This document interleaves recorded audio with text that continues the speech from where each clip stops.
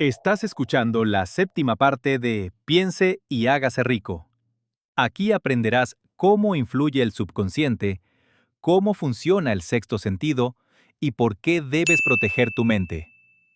Encuentra todas las demás partes aquí mismo en el canal. Vamos con el poder mental avanzado. El subconsciente, el eslabón, el 11º paso hacia la riqueza. El subconsciente es un campo de conciencia en el que todo impulso de pensamiento que alcanza la mente consciente, a través de cualquiera de los 5 sentidos, se clasifica y se registra.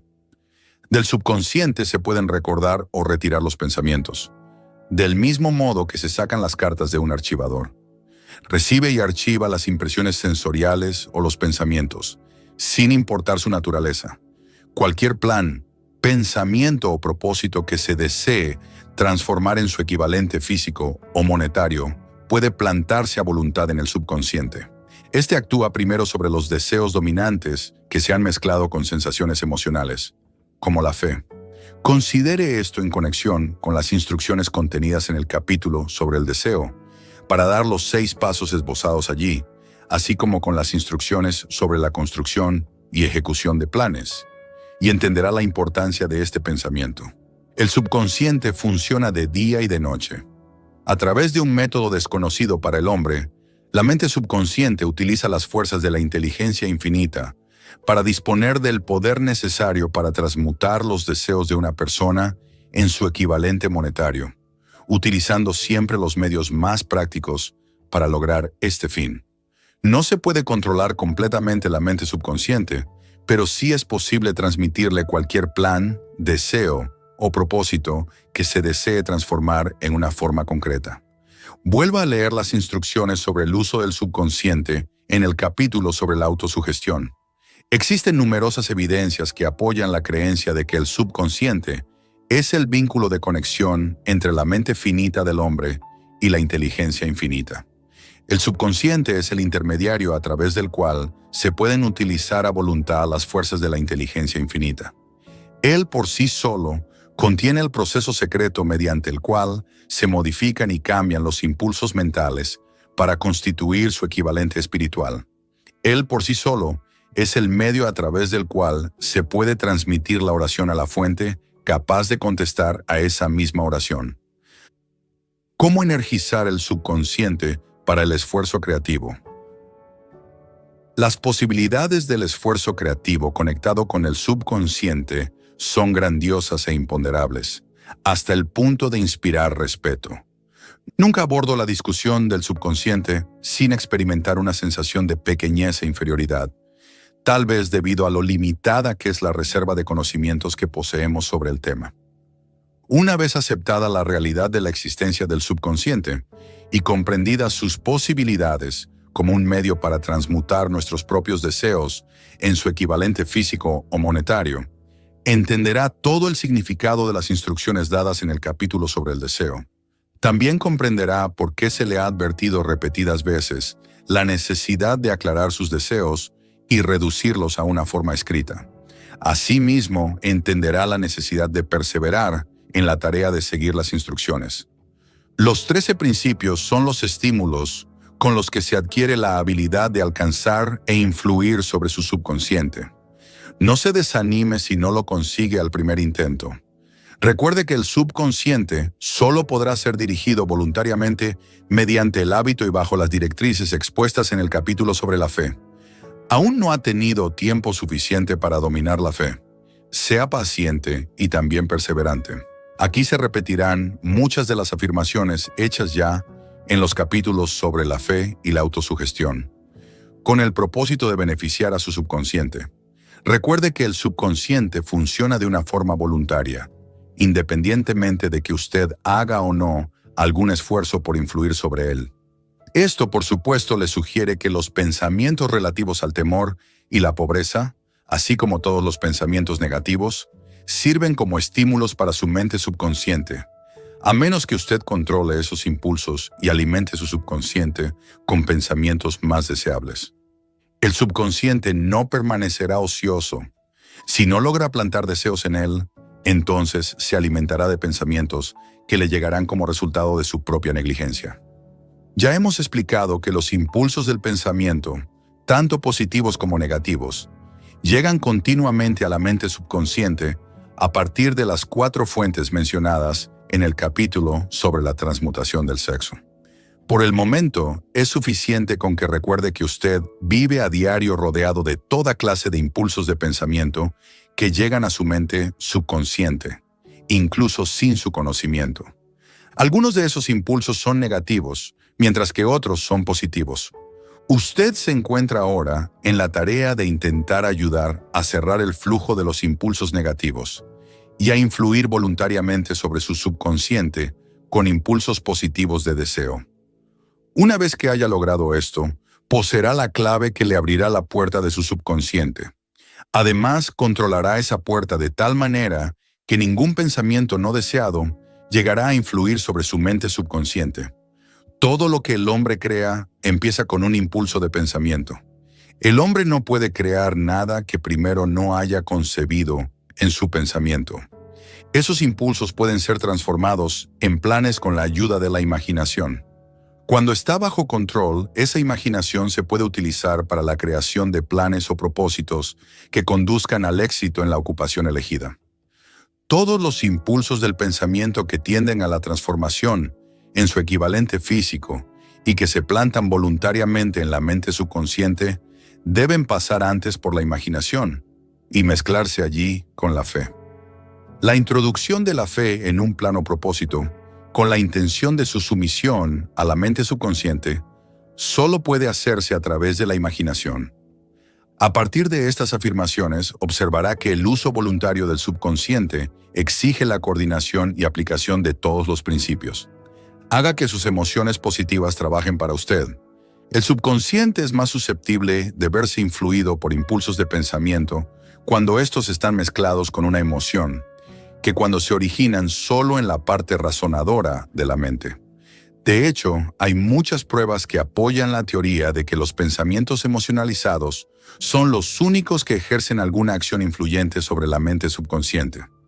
Es un hecho bien conocido que la emoción o el sentimiento gobierna a la mayoría de las personas. Si es cierto que el subconsciente responde con mayor rapidez y se ve influido con más facilidad por los impulsos de pensamiento que están mezclados con la emoción, comprenderá lo esencial que es familiarizarse con las emociones más importantes. Existen 7 grandes emociones positivas y 7 grandes emociones negativas. Las emociones negativas se inyectan voluntariamente en los impulsos del pensamiento, asegurando su paso hacia el subconsciente. Las emociones positivas, en cambio, deben ser inyectadas, a través de la disciplina de la autosugestión, en los impulsos del pensamiento que el individuo desee pasar a su subconsciente. En el capítulo sobre la autosugestión se han dado instrucciones al respecto. Estas emociones o impulsos sentimentales podemos compararlos con la levadura en la hogaza de pan, porque constituyen el elemento de acción que transforma los impulsos del pensamiento de un estado pasivo a otro activo. De ese modo se comprende por qué se puede actuar con más facilidad sobre los impulsos de pensamiento que han sido bien mezclados con la emoción, que sobre los impulsos de pensamiento originados en un razonamiento frío. Usted se está preparando para influir y controlar la audiencia interna de su mente subconsciente con objeto de transmitirle el deseo de obtener dinero, que quiere transmutar en su equivalente monetario. En consecuencia, es esencial que comprenda el método de aproximación a esta audiencia interna. Usted debe hablar su mismo lenguaje, puesto que, en caso contrario, no atenderá a su llamada, ya que comprende mejor el lenguaje de la emoción o del sentimiento. En consecuencia, describamos aquí las 7 grandes emociones positivas y las 7 grandes emociones negativas, para que usted utilice las positivas y evite las negativas cuando transmita instrucciones a su subconsciente. Las 7 grandes emociones positivas: la emoción del deseo, la emoción de la fe, la emoción del amor, la emoción del sexo, la emoción del entusiasmo, la emoción del romanticismo, la emoción de la esperanza. Hay otras emociones positivas, pero estas 7 son las más poderosas y las que se utilizan con mayor frecuencia en el esfuerzo creativo. Domine estas 7 emociones. Solo podrá conseguirlo mediante el uso y las otras emociones positivas estarán también a su disposición cuando las necesite. En relación con esto, recuerde que usted está estudiando un libro que tiene la intención de ayudarle a desarrollar una conciencia del dinero, llenándole la mente de emociones positivas. Las 7 grandes emociones negativas que deben evitarse. La emoción del temor, la emoción de los celos, la emoción del odio, la emoción de la venganza, la emoción de la avaricia, la emoción de la superstición, la emoción de la cólera. La mente no puede verse ocupada por emociones positivas y negativas al mismo tiempo. En cada momento, unas u otras tienen que dominar. Nuestra responsabilidad consiste en asegurarnos que las emociones positivas constituyan la influencia dominante de nuestra mente. Para ello le será de gran ayuda la ley del hábito. Adquiera el hábito de aplicar y utilizar las emociones positivas. Acabarán por dominar su mente de una forma tan completa que las negativas no podrán ya penetrar en ella. Solo si sigue estas instrucciones literal y completamente podrá adquirir control sobre su subconsciente. La presencia de una sola emoción negativa en su subconsciente basta para destruir todas las posibilidades de obtener ayuda constructiva de su subconsciente. El secreto de la plegaria eficaz. Si usted es una persona observadora, se habrá dado cuenta de que la mayoría de la gente recurre a la oración solo después de que todo lo demás haya fracasado, o bien rezan mediante un ritual de palabras sin significado. Y como es un hecho que la mayoría de la gente solo reza después de que todo lo demás haya fracasado, acuden a orar con las mentes llenas de temor y de dudas, que son las emociones que actúan sobre el subconsciente y pasan a la inteligencia infinita. Del mismo modo, esta es la emoción que la inteligencia infinita recibe y sobre la que actúa. Si usted reza por algo, pero mientras lo hace experimenta el temor de no recibirlo, o teme que la oración no actúe sobre la inteligencia infinita, esa plegaria habrá sido en vano. A veces la oración tiene como resultado la realización de aquello por lo que se ha rezado. Si ha pasado alguna vez por la experiencia de recibir aquello por lo que rezó, retroceda en su memoria y recuerde el estado mental de aquel momento en el que estaba orando. Sabrá entonces, con toda seguridad, que la teoría aquí descrita es algo más que una simple teoría. El método mediante el que usted puede comunicarse con la inteligencia infinita es muy similar a aquel por el que la vibración del sonido se comunica a través de la radio. Si usted comprende el principio de funcionamiento de la radio, sabrá, sin lugar a dudas, que el sonido no se puede comunicar hasta haber sido transformado en una serie de vibraciones que el oído humano no puede detectar. La emisora de radio capta el sonido de la voz humana y lo modifica elevando la vibración millones de veces. Solo de este modo es posible comunicar la energía del sonido a través del espacio. Una vez efectuada la transformación, la energía, que originariamente se produjo en forma de vibraciones de sonido, se transporta hasta los receptores de radio, los cuales reconvierten esa energía a su nivel de vibración original, de tal modo que pueda reconocerse como sonido. La mente subconsciente es el intermediario que traduce las oraciones de uno en términos que la inteligencia infinita pueda reconocer, presenta el mensaje y trae de nuevo la respuesta en forma de un plan o de una idea definida para procurar el objeto de la plegaria. Si usted comprende este principio, sabrá por qué las simples palabras leídas en un libro de oraciones no sirven y nunca servirán como una agencia de comunicación entre la mente del hombre y la inteligencia infinita. Cualquiera puede desear riquezas, y la mayoría de la gente las desea, pero solo unos pocos saben que los únicos medios fiables para acumular riqueza son mediante un plan definido, además de un ardiente deseo de alcanzar la riqueza. El cerebro, una estación receptora y emisora para el pensamiento. Hace más de 40 años, el autor, que por entonces trabajaba con el ya fallecido Dr. Alexander Graham Bell y con el Dr. Elmer R. Gates, observó que todo cerebro humano es tanto una estación receptora como emisora para la vibración del pensamiento. De un modo similar al principio de la radiodifusión, todo cerebro humano es capaz de captar las vibraciones de pensamiento que están siendo emitidas por otros cerebros. En conexión con la afirmación hecha en el párrafo anterior, comparemos y consideremos la descripción de la imaginación creativa, tal y como ha sido planteada en el capítulo sobre la imaginación. La imaginación creativa es el aparato receptor del cerebro que recibe los pensamientos emitidos por los cerebros de los demás.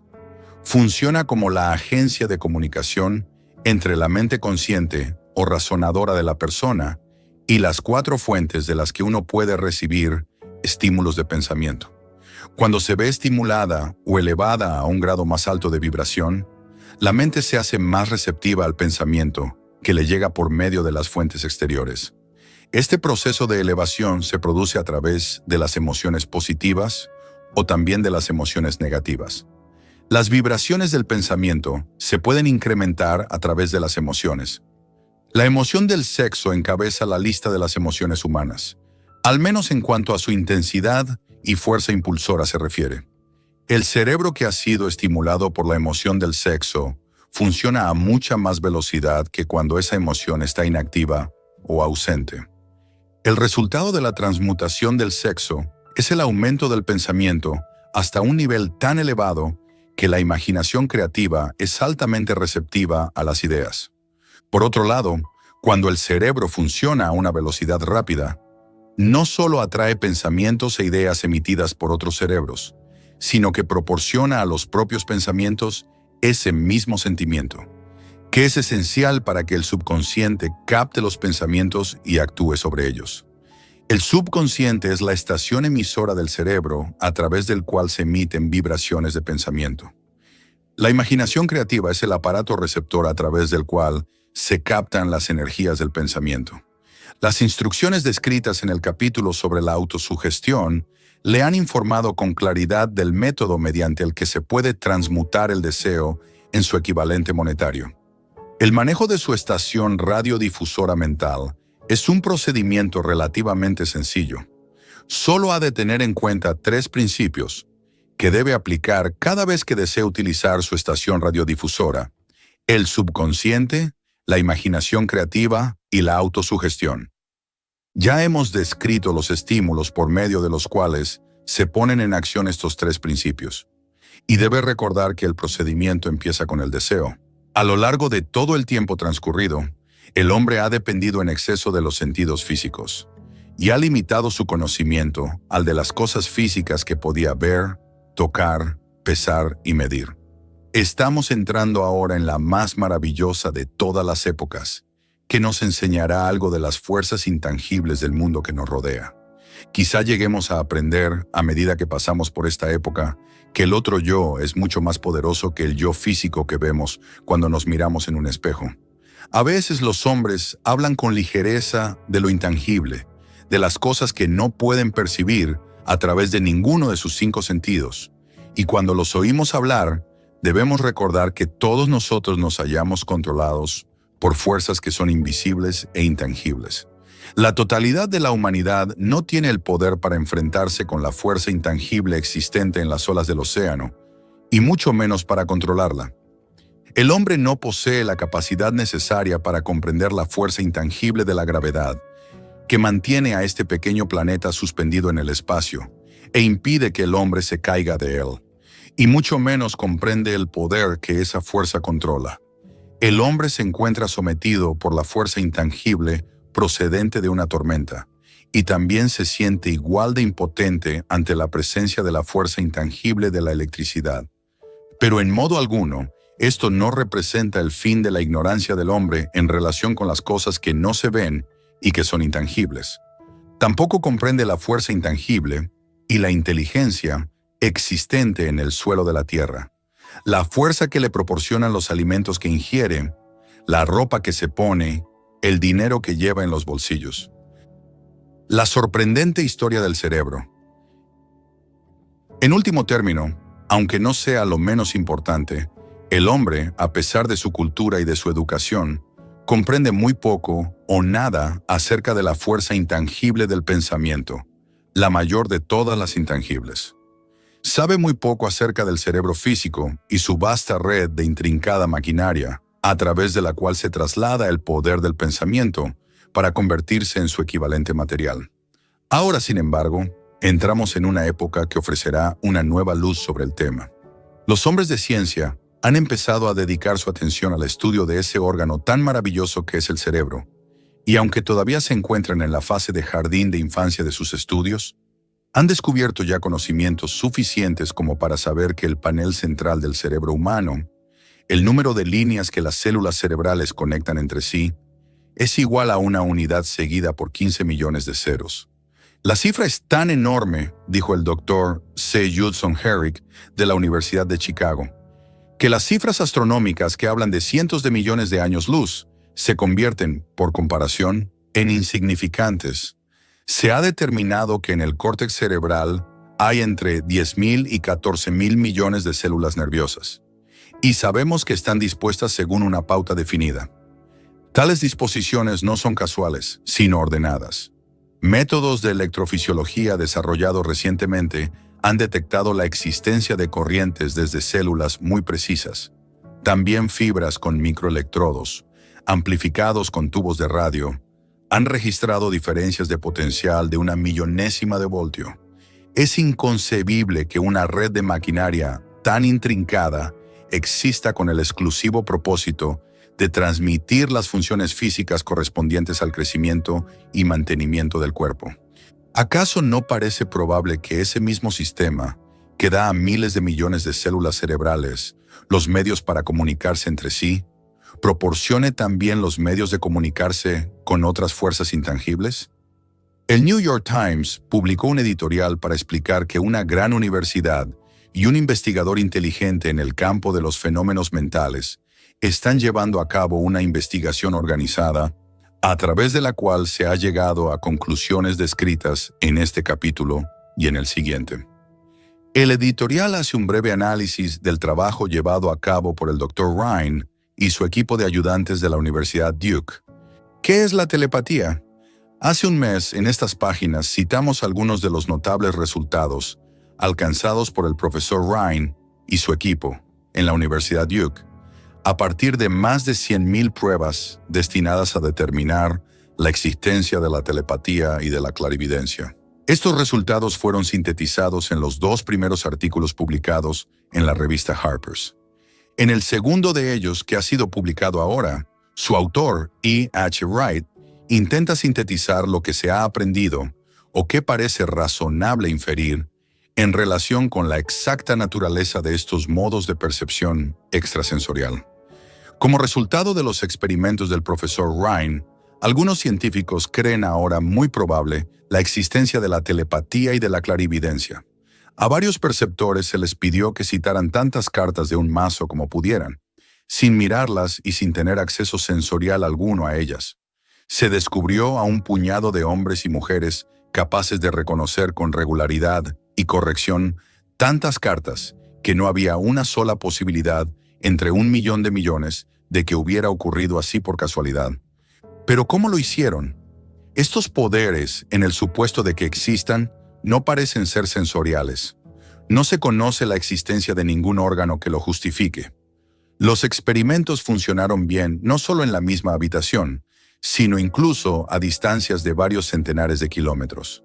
En opinión del señor Wright, estos hechos eliminan también el intento de explicar la telepatía o la clarividencia por medio de cualquier teoría física de la radiación. Todas las formas conocidas de energía radiante disminuyen de forma inversamente proporcional al cuadrado de la distancia recorrida. Pero eso no sucede ni con la telepatía ni con la clarividencia. No obstante, varían por causas físicas, del mismo modo que nuestros otros poderes mentales. En contra de una opinión muy generalizada, no mejoran cuando el perceptor se haya dormido o adormecido, sino que, al contrario, aumentan cuanto más despierto y alerta está. Rhine descubrió que un narcótico disminuye el nivel de aciertos de un perceptor, mientras que un estimulante siempre lo aumenta. Al parecer, el perceptor más fiable no puede alcanzar una buena puntuación a menos que intente hacerlo lo mejor que pueda. Una de las conclusiones a las que Wright llega con cierto margen de confianza es que la telepatía y la clarividencia son un mismo y único don. Es decir, la facultad que permite ver un naipe que está boca abajo sobre una mesa parece ser la misma que le permite leer el pensamiento que reside en otra mente. Hay varios motivos para creerlo así. Por el momento, por ejemplo, estos dos dones se han descubierto en toda persona que disfruta de uno de ellos. En todas esas personas, ambos dones han sido de un vigor igual y casi exacto. Las pantallas, las paredes, las distancias no tienen el menor efecto sobre ninguno de ellos. A partir de esta conclusión, Wright se atreve a exponer lo que, en su opinión, no es más que un simple presentimiento, en el sentido de que también otras experiencias extrasensoriales pueden formar parte de la misma facultad, como los sueños proféticos, las premoniciones de desastres y otras facultades similares. Al lector no se le pide que acepte ninguna de estas conclusiones, a menos que le parezca necesario hacerlo, pero las pruebas que Rhine ha recopilado siguen siendo impresionantes. ¿Cómo reunir mentes para un trabajo en equipo? A la vista del anuncio del Dr. Rhine en relación con las condiciones bajo las que la mente responde con respecto a lo que él denomina modos de percepción extrasensorial, tengo ahora el privilegio de añadir a su testimonio la afirmación de que yo mismo y mi grupo hemos descubierto lo que creemos son las condiciones ideales bajo las que es posible estimular a la mente para que, de una forma práctica, se pueda hacer funcionar el sexto sentido descrito en el capítulo siguiente. Las condiciones a las que me refiero consisten en una estrecha alianza de trabajo entre dos miembros de mi equipo y yo. Gracias a la experimentación y la práctica, hemos descubierto cómo estimular nuestras mentes mediante la aplicación del principio utilizado en relación con los consejeros invisibles descritos en el capítulo siguiente, de tal modo que, mediante un proceso de fusión de nuestras tres mentes en una sola, podemos encontrar la solución a una gran variedad de problemas personales presentados por mis clientes. El procedimiento es muy sencillo. Nos sentamos ante una mesa de conferencias, exponemos con claridad la naturaleza del problema que hemos de considerar y a continuación empezamos a hablar de él. Cada uno de nosotros contribuye con aquello que se le ocurre. Lo más extraño de este método de estimulación mental es que sitúa a cada uno de los participantes en comunicación con fuentes de conocimiento desconocidas, claramente situadas al margen de nuestra propia experiencia. Si usted comprende el principio descrito en el capítulo sobre el equipo de trabajo, reconocerá, sin lugar a dudas, el procedimiento de mesa redonda, descrito aquí como una aplicación práctica del trabajo en equipo. Este método de estimulación mental, a través de una discusión armoniosa de temas concretos, efectuada entre tres personas, ilustra el empleo más sencillo y práctico de lo que es el trabajo de equipo. Al adoptar y seguir un plan similar, cualquier estudiante de esta filosofía puede entrar en posesión de la famosa fórmula Carnegie, brevemente descrita en la introducción. Si eso no significó nada para usted en el momento de leerla, marque esta página para continuar luego la lectura y vuelva a leer la introducción en cuanto haya terminado este capítulo. La escalera del éxito nunca está abarrotada en lo más alto. El sexto sentido, la puerta del templo de la sabiduría, el 13º paso hacia la riqueza. El 13º principio es conocido como el sexto sentido. A través de él, la inteligencia infinita puede comunicarse a voluntad con el individuo, sin ningún esfuerzo ni exigencia por parte de éste. Este principio constituye la cumbre de la filosofía. Solo puede ser asimilado, comprendido y aplicado una vez que se hayan dominado los otros 12 principios. El sexto sentido es esa porción de la mente subconsciente a la que nos hemos referido denominándola imaginación creativa. También nos hemos referido a ella como aparato receptor, a través del cual las ideas, los planes y los pensamientos surgen en la mente. A veces estos destellos son denominados presentimiento, intuición o inspiración. El sexto sentido desafía toda descripción. Es imposible describírselo a una persona que no haya dominado los otros principios de esta filosofía, porque esa persona no posee conocimientos ni experiencia con los que comparar el sexto sentido. La comprensión de lo que el sexto sentido es solo se logra por medio de la meditación y del desarrollo mental desde dentro. Después de que usted haya dominado los principios descritos en este libro, Estará preparado para aceptar como verdad una afirmación que, de otro modo, le resultaría increíble. Nos referimos a que, con la ayuda del sexto sentido, usted será advertido de todo peligro inminente con bastante tiempo para evitarlo, y se le notificarán las oportunidades con la suficiente antelación para que las aproveche. El sexto sentido acude en su ayuda y, si usted sabe desarrollarlo y aprovecharlo, siempre tendrá a su lado un ángel guardián que le abrirá la puerta de entrada al templo de la sabiduría en todo momento. Milagros del sexto sentido. El autor no es ni un creyente ni un defensor de los milagros, debido a que posee una comprensión suficiente de la naturaleza como para saber que ésta nunca se desvía de sus leyes establecidas. Algunas de esas leyes son tan incomprensibles que producen lo que parecen ser milagros. El sexto sentido es lo más cercano a un milagro que yo haya experimentado nunca. Esto es lo que el autor sabe, que existe un poder, o primera causa, o inteligencia, que impregna cada átomo de la materia y abarca toda unidad de energía perceptible para el hombre, que esa inteligencia infinita convierte la semilla en roble, hace que el agua fluya colina abajo en respuesta a la ley de la gravedad, que el día siga a la noche y el invierno al verano, cada uno de ellos manteniendo su adecuado lugar y relación con el otro. A través de los principios de esta filosofía, podemos inducir a esa inteligencia a que nos ayude en la transmutación de los deseos en formas concretas o materiales. El autor posee este conocimiento porque ha llevado a cabo experimentos con él y ha sido experimentado por él mismo. Paso a paso, a lo largo de los capítulos precedentes, se le ha conducido a usted hasta este último principio. Si ha dominado cada uno de los principios precedentes, ahora estará preparado para aceptar, sin escepticismo, las grandiosas afirmaciones que aquí se han hecho. Si no ha logrado dominar los otros principios, debe hacerlo antes de poder determinar, definitivamente, si las afirmaciones hechas en este capítulo son hechos o solo ficción. Cuando pasé por el periodo de adoración del héroe, me encontré intentando imitar a aquellos a quienes más admiraba. Es más, descubrí que el elemento de la fe con el que me dotaba para imitar a mis ídolos me proporcionaba una gran capacidad para hacerlo con éxito. Deje que los grandes hombres le den forma a su vida. Nunca me he despojado por completo de este hábito de adorar a los héroes. Mi experiencia me ha enseñado que lo mejor que se puede hacer para ser en verdad grande es emular a los grandes, en sentimientos y acciones.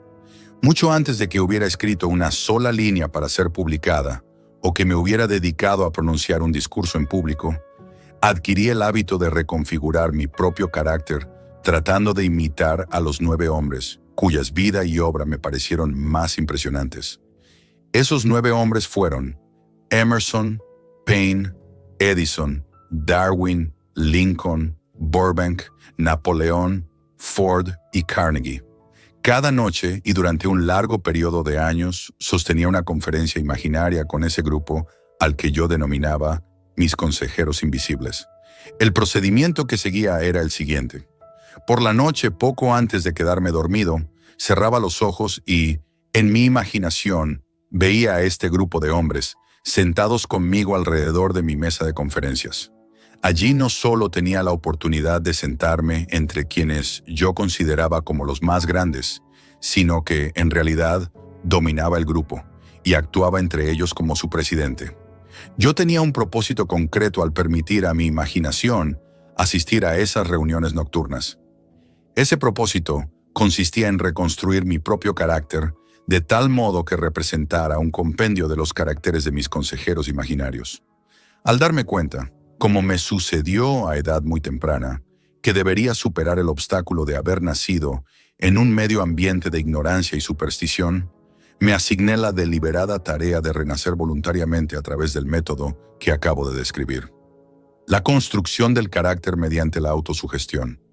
Yo sabía, desde luego, que todos los hombres han llegado a ser lo que son gracias a sus pensamientos y a sus deseos dominantes. Sabía que todo deseo profundamente asentado le induce a uno a buscar una expresión exterior a través de la cual ese mismo deseo pueda transmutarse en una realidad. Sabía que la autosugestión es un factor poderoso en la formación del carácter y que es, de hecho, el único principio a través del cual se forma el carácter.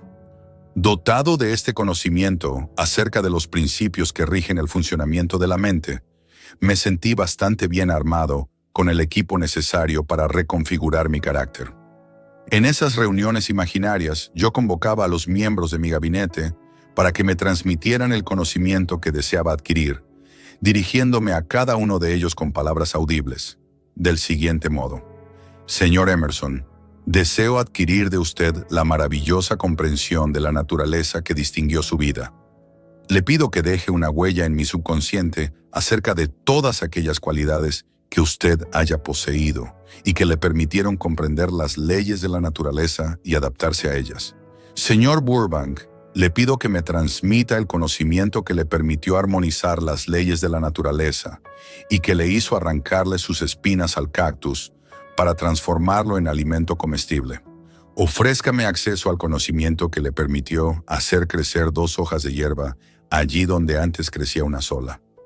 Napoleón, deseo adquirir de usted, por emulación, la maravillosa habilidad que poseyó para inspirar a los hombres y para despertar el mayor y más decidido espíritu de acción en ellos.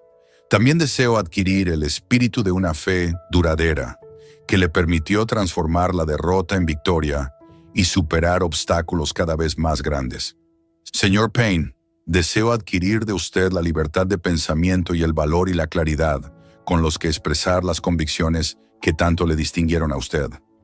Señor Darwin, deseo adquirir de usted la maravillosa paciencia y la habilidad para el estudio de la causa y el efecto, sin desviación ni prejuicio, tan ejemplificadas por usted en el campo de las ciencias naturales. Señor Lincoln, deseo introducir en mi propio carácter el agudo sentido de la justicia, el incansable espíritu de la paciencia, el sentido del humor, la comprensión humana y la tolerancia que fueron sus características más distinguidas.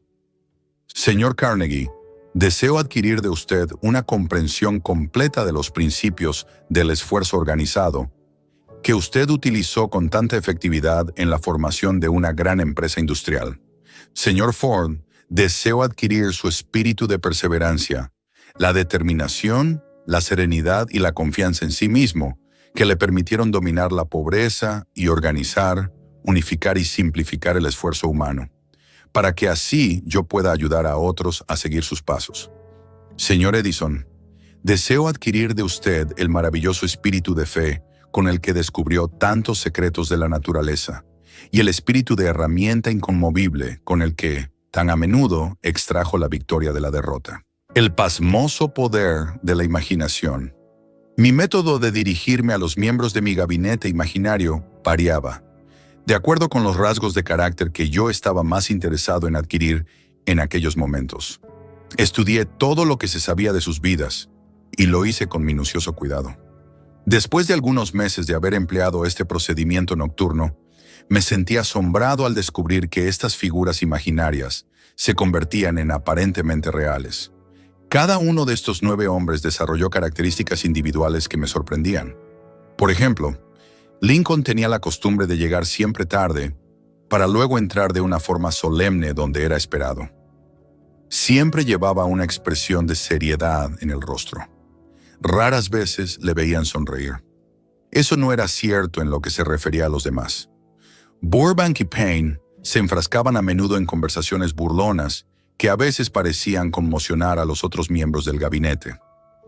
En cierta ocasión, Burbank llegó tarde.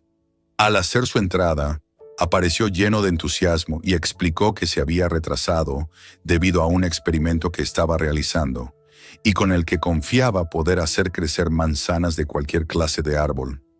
Payne se burló de él, recordándole que fue precisamente una manzana la que dio lugar a todos los problemas existentes entre el hombre y la mujer.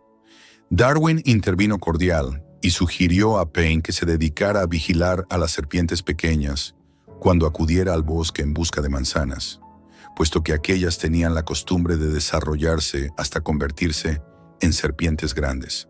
Emerson observó: si no hay serpientes, no hay manzanas, a lo que Napoleón afirmó: Sin manzanas no hay estado. Estas reuniones se hicieron tan realistas que incluso llegué a temer sus consecuencias. Y durante varios meses, dejé de convocarlas con tanta frecuencia. Las experiencias eran tan extrañas que temía que, de continuar así, pudiera perder de vista el hecho de que tales reuniones no eran más que puras experiencias de mi imaginación. Esta es la primera vez que he tenido el valor de mencionar mis reuniones. Desde entonces me he mantenido en silencio con respecto al tema, porque sabía, a partir de mi propia actitud con respecto a estas cuestiones, que sería malinterpretado si describiera mi experiencia insólita. Me he visto obligado ahora a verterla en la página impresa porque me preocupa menos el qué dirán de lo que me sucedía en los años que han transcurrido desde entonces. Para no ser malinterpretado, quisiera afirmar aquí, del modo más categórico posible, que sigo considerando las reuniones de mi gabinete como puramente imaginarias, pero que me siento con derecho a sugerir que, aun cuando los miembros de mi gabinete sean ficticios, y esas reuniones existan solo en mi propia imaginación, me han conducido por gloriosos caminos de aventura y han configurado en mí un aprecio por la verdadera grandeza. Han estimulado mi comportamiento creativo y han sido siempre la expresión de un pensamiento honesto. Recurra a la fuente de inspiración. En alguna parte de la estructura celular del cerebro se halla localizado un órgano que recibe las vibraciones del pensamiento habitualmente denominadas presentimientos. Por el momento, la ciencia no ha podido descubrir dónde se encuentra este órgano del sexto sentido, pero eso no es importante. Sigue existiendo el hecho de que los seres humanos reciben un conocimiento exacto a través de fuentes que son distintas a los sentidos físicos. En general, tal conocimiento se recibe cuando la mente se halla bajo la influencia de un estímulo extraordinario. Cualquier emergencia que despierte las emociones y haga que el corazón empiece a latir con mayor rapidez de lo normal puede poner el sexto sentido en acción, y así sucede en general. Cualquiera que haya experimentado una situación muy próxima al accidente mientras conducía, sabe que en tales ocasiones el sexto sentido suele acudir al rescate y ayuda a evitar el accidente por décimas de segundo. Todos estos hechos se mencionan con anterioridad a una afirmación que haré ahora. Durante mis reuniones con mis consejeros invisibles, siento que mi mente se muestra de lo más receptiva a ideas, pensamientos y conocimientos que me llegan a través del sexto sentido.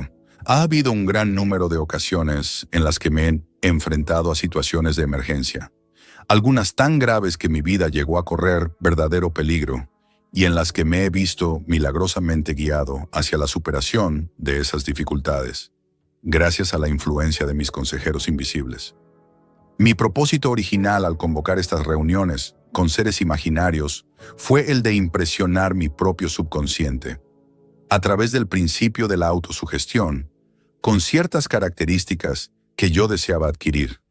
En años más recientes, mi experimentación ha adquirido una tendencia distinta. Ahora acudo a mis consejeros invisibles para consultarles cada problema difícil con el que debo enfrentarme, ya sea propio o de mis clientes. A menudo los resultados han sido verdaderamente asombrosos, a pesar de que no dependo por completo de esa forma de consejos. Una fuerza vigorosa de crecimiento lento. El sexto sentido no es algo que uno pueda quitarse y ponerse a voluntad. La habilidad para usar este gran poder va creciendo con lentitud, mediante la aplicación de los otros principios expuestos en este libro. No importa quién sea usted, ni cuál pueda haber sido su propósito al leer esta obra, lo cierto es que puede aprovecharse de ella sin llegar a comprender el principio descrito en este capítulo. Eso es cierto, sobre todo en el caso de que su propósito principal sea el de la acumulación de dinero o de otras cosas materiales. He incluido el capítulo sobre el sexto sentido porque este libro ha sido diseñado con el propósito de presentar una filosofía completa por la que los individuos puedan dirigirse para alcanzar aquello que le piden a la vida. El punto de partida de todo logro es el deseo. El punto final es esa rama del conocimiento que nos conduce a la comprensión de uno mismo, de los demás y de las leyes de la naturaleza. En definitiva, el reconocimiento y la comprensión de la felicidad. Esta clase de comprensión solo se alcanza de forma completa a través de la familiaridad y el uso del sexto sentido. Tras acabar este capítulo, usted habrá observado que, durante su lectura, se sentía elevado a un nivel más alto de estimulación mental. Espléndido. Vuelva a leerlo dentro de un mes y observe cómo su mente alcanza un nivel de estimulación aún más elevado. Repita esta experiencia de vez en cuando, sin que le preocupe lo mucho o lo poco que aprenda en cada ocasión, y terminará por encontrarse en posesión de un poder que le permitirá desembarazarse del desánimo, dominar el temor, superar la dilación y utilizar la imaginación con plena libertad. Entonces percibirá el tacto de ese algo desconocido que ha sido el espíritu motivador de todo pensador, líder, artista, músico, escritor o estadista realmente grandes. Será el momento de transmutar sus deseos en su equivalente físico o financiero, y lo hará con la misma facilidad con la que antes se tumbaba y se abandonaba ante la aparición de la primera señal de oposición. Los 6 fantasmas del temor. Cuando haya leído este último capítulo, haga inventario de sí mismo y descubra cuántos fantasmas se interponen en su camino. Antes de poder utilizar cualquier parte de esta filosofía con éxito, su mente tiene que estar preparada para recibirla. La preparación no resulta difícil. Empieza con el estudio, el análisis y la comprensión de los 3 enemigos que necesita eliminar de su mente: la indecisión, la duda y el temor. El sexto sentido nunca funcionará mientras estos 3 elementos negativos continúen en su mente, ya sea en su conjunto o por separado. Los elementos de este trío infernal se hallan estrechamente relacionados. Allí donde haya uno de ellos, puede estar seguro de que los otros 2 también se encuentran cerca. La indecisión es la semilla del temor. Recuérdelo a medida que siga con la lectura. La indecisión se cristaliza en la duda, y ambas se mezclan y se convierten en temor. El proceso de mezcla suele ser lento. Esa es una de las razones por las que estos 3 enemigos son tan peligrosos. Germinan y crecen sin que su presencia sea detectada. El resto de este capítulo describe un fin que debe alcanzar antes de que pueda poner en práctica esta filosofía como un todo. También analiza una condición que ha reducido a gran número de personas a la pobreza y afirma una verdad que debe ser comprendida por todos aquellos que acumulan riquezas, ya se midan estas en términos de dinero o de un estado mental, mucho más valioso que el dinero. El propósito de este capítulo consiste en enfocar nuestra atención sobre la causa y la cura de los 6 temores básicos. Antes de poder dominar a un enemigo, debemos conocer su nombre, sus hábitos y el lugar de residencia. A medida que lea, analícese a sí mismo y determine cuál de los 6 temores básicos está con usted, si es que tiene alguno. No se deje engañar por los hábitos de esos enemigos sutiles. A veces permanecen ocultos en el subconsciente. En él son difíciles de localizar y aún más difíciles de eliminar. Los 6 miedos básicos. Hay 6 miedos básicos de los que todo ser humano sufre en una u otra ocasión, ya sea por cada uno de ellos o en una combinación de los mismos. Cualquier persona sería afortunada si no sufriera de los 6. Citados por el orden en que suelen aparecer son el temor a la pobreza, el temor a la crítica, el temor a la enfermedad, el temor a la pérdida del amor de alguien, el temor a la vejez, el temor a la muerte. Todos los demás temores son de menor importancia. Todos ellos pueden ser agrupados bajo estos 6 epígrafes. Los temores no son más que estados de la mente. El estado de la mente de cada cual se haya sometido a control y dirección. El hombre no puede crear nada que no haya concebido previamente en forma de un impulso de pensamiento. Tras haber hecho esta afirmación, hay que hacer otra de mayor importancia aún. Los impulsos del pensamiento del hombre comienzan a trasladarse de inmediato en su equivalente físico, al margen de que esos pensamientos sean voluntarios o involuntarios. Los impulsos de pensamiento, que son captados por simple casualidad, pensamientos emitidos por otras mentes, pueden determinar el destino financiero, empresarial, profesional o social, con la misma seguridad que los impulsos de pensamiento que uno mismo crea con intención y diseño. Estamos estableciendo aquí los fundamentos para la presentación de un hecho de gran importancia, para quien no comprende por qué algunas personas parecen tener suerte, mientras que otras, de igual o mayor habilidad, entrenamiento, experiencia y capacidad cerebral, parecen destinadas a soportar la desventura. Ese hecho se explica con la afirmación de que todo ser humano tiene la habilidad de controlar su propia mente por completo, y con ese control, es evidente que cada persona puede abrir su mente a los impulsos de pensamiento emitidos por otros cerebros, o cerrarla a cal y canto y admitir únicamente aquellos impulsos de pensamiento de su propia elección. La naturaleza ha dotado al hombre de un control absoluto sobre una sola cosa, el pensamiento. Esto, unido al hecho adicional de que todo lo que el hombre crea se inicia en la forma de un pensamiento, nos conduce muy cerca del principio mediante el cual podemos llegar a dominar el temor.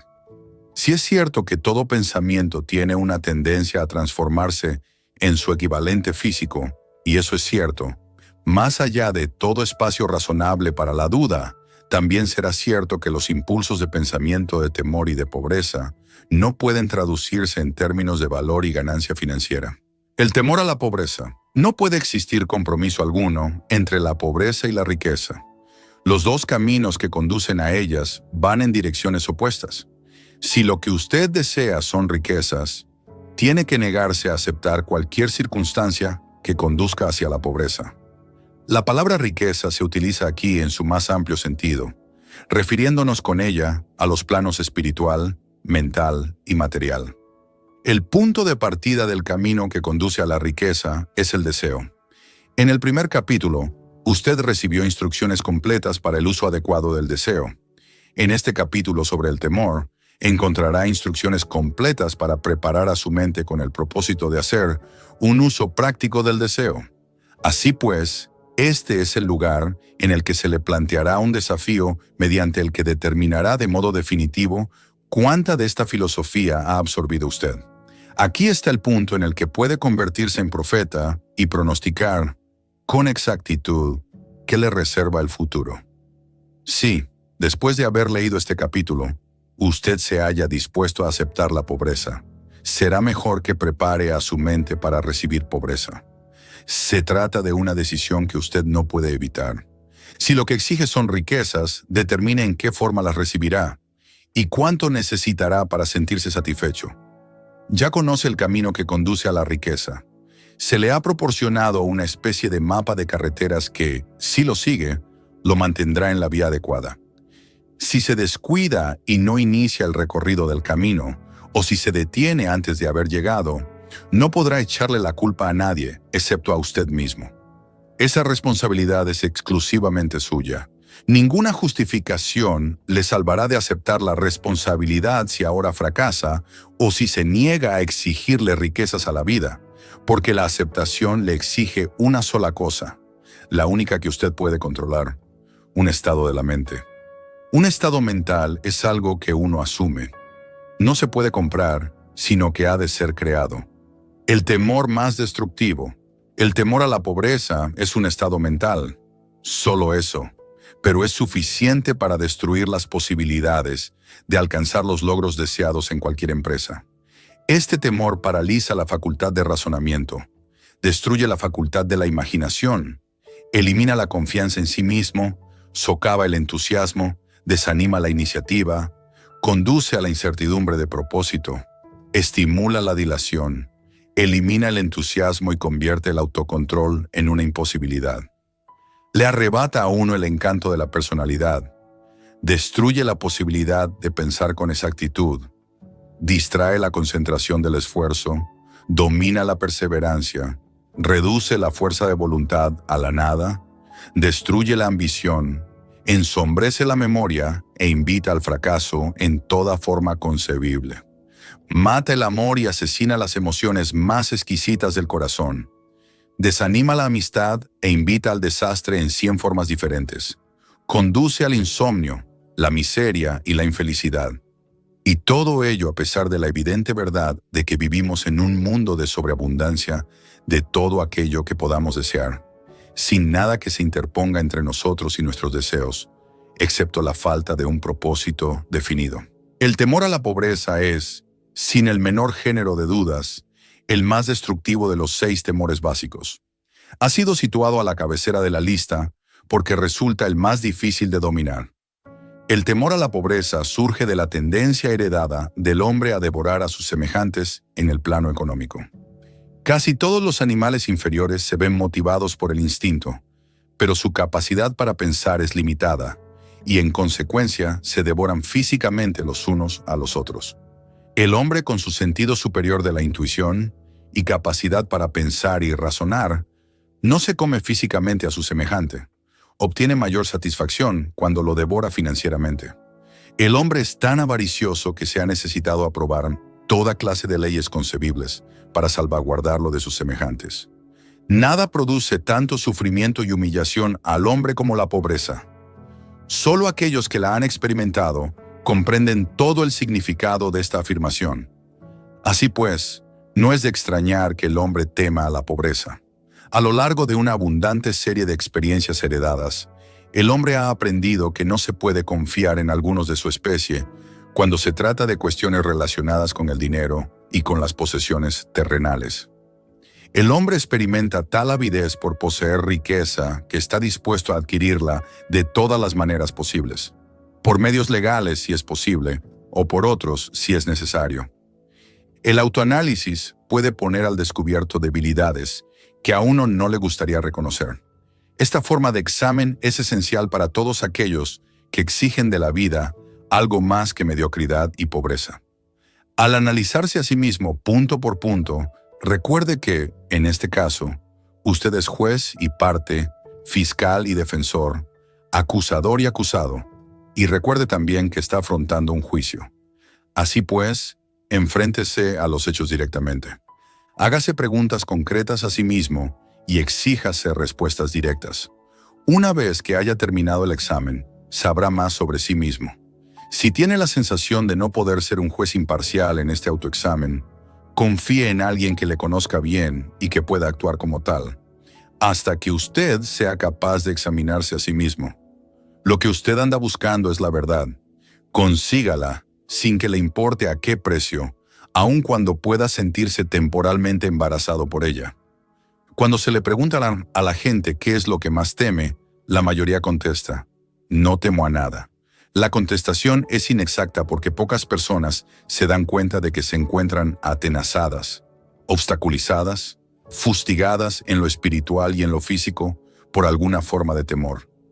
La emoción del temor se halla tan sutil y profundamente enraizada que uno puede pasar por la vida sobrellevándola sin llegar a reconocer jamás su presencia. Solo un análisis valeroso pondrá al descubierto la presencia de este enemigo universal. Cuando usted inicie este análisis, busque a fondo en su carácter. A continuación le ofrecemos una lista de los síntomas que debería buscar en sí mismo. Síntomas del temor a la pobreza. Indiferencia. Suele expresarse a través de una falta de ambición, de una predisposición a tolerar la pobreza, de una aceptación sin protestar, de toda aquella compensación que la vida pueda ofrecer, de una pereza mental y física, de una falta de iniciativa, imaginación, entusiasmo y autocontrol. Indecisión, el hábito de permitir que los demás piensen por uno, el de mantenerse al margen. Duda, expresada generalmente por medio de justificaciones y excusas diseñadas para encubrirse, rechazar con explicaciones o disculpar los propios errores, lo que a veces se expresa en forma de envidia hacia aquellos que han alcanzado el éxito, o bien se los critica. Preocupación. Suele expresarse por el descubrimiento de faltas en los otros, una tendencia a gastar más de los ingresos propios, un descuido del aspecto personal, la burla y el fruncimiento de cejas, la intemperancia en el uso de las bebidas alcohólicas y a veces en el uso de narcóticos, nerviosismo, falta de severidad y de autoconciencia. Precaución excesiva, la costumbre de mirar el lado negativo de toda circunstancia, de pensar y hablar de posible fracaso, en lugar de concentrarse en los medios para alcanzar el éxito. Se conocen todos los caminos que conducen al desastre, pero nunca se buscan los planes precisos para evitarlo. Se espera el momento adecuado para empezar a poner en acción ideas y planes, hasta que la espera se transforma en un hábito permanente. Se recuerda a aquellos que han fracasado y se olvida a los que han tenido éxito. Se ve el agujero del donuts, pero no se ve el donuts. Es el pesimismo que conduce a la indigestión, al estreñimiento, a la autointoxicación, a la mala respiración y a una mala disposición. Dilación. La costumbre de dejar para mañana aquello que se debería haber hecho el año anterior. Pasarse mucho tiempo buscando justificaciones y excusas para no realizar el trabajo. Este síntoma se halla estrechamente relacionado con el de la precaución excesiva, la duda y la preocupación. La negativa a aceptar la responsabilidad siempre que ésta se pueda evitar. La voluntad de encontrar un compromiso, en lugar de levantarse y luchar a pie firme. El comprometerse con las dificultades, en lugar de dominarlas y utilizarlas como peldaños para seguir subiendo. El dinero habla. Finaliza la parte 7. Ya sabes cómo usar el subconsciente a tu favor. Nos queda una última parte. Escúchala para completar este gran libro. Vamos al final.